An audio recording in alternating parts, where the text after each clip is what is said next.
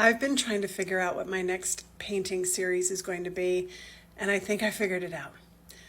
I've been painting for about a little over 3 years now, but in that period of time, I have painted a lot. And I mean workshops around the world and classes and online and, like paintbrush to canvas, oil, acrylic, pastel, you name it. I've probably given it a try.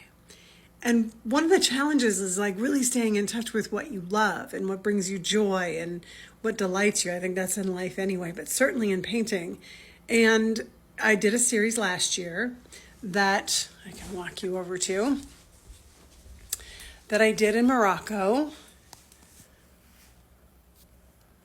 Those were all acrylic abstracts. Had never done that sort of thing before. Loved it. It was fun, but it didn't really stay with me. And one of the things that has stayed with me is figurative work. So anyway, I was having a hard time figuring out, like, did I want to do abstract, figurative? And I took another workshop and all the things. And sometimes this process just takes a while. Today, I want to share with you what I was doing, that one thing led to the next. My point being, stay with it, because it finally comes to you. And I'll show you one thing led to the next, and I think I found my next series. So hang on and I'll flip this. Okay, so these are just small studies that I did in gouache on watercolor paper.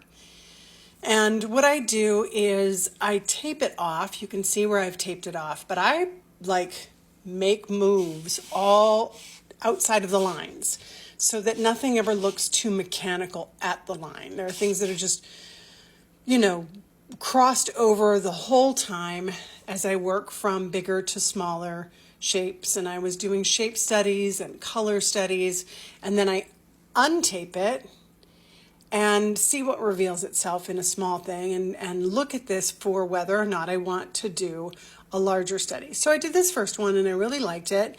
And I liked the calligraphic lines that were coming into it.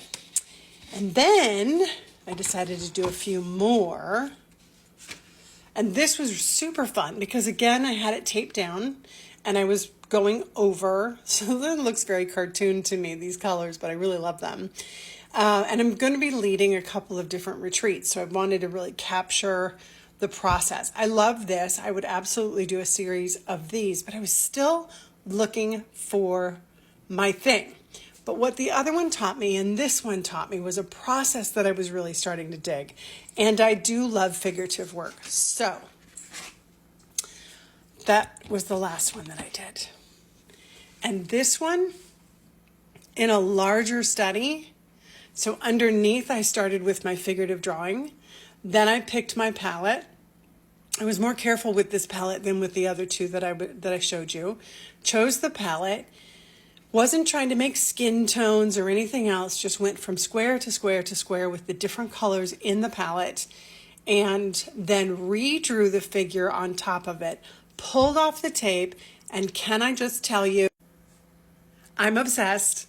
And as soon as I get back to my studio on Friday, I'm going to see what it's going to look like to do these studies now, because these are all in gouache on watercolor paper, which is not a medium that I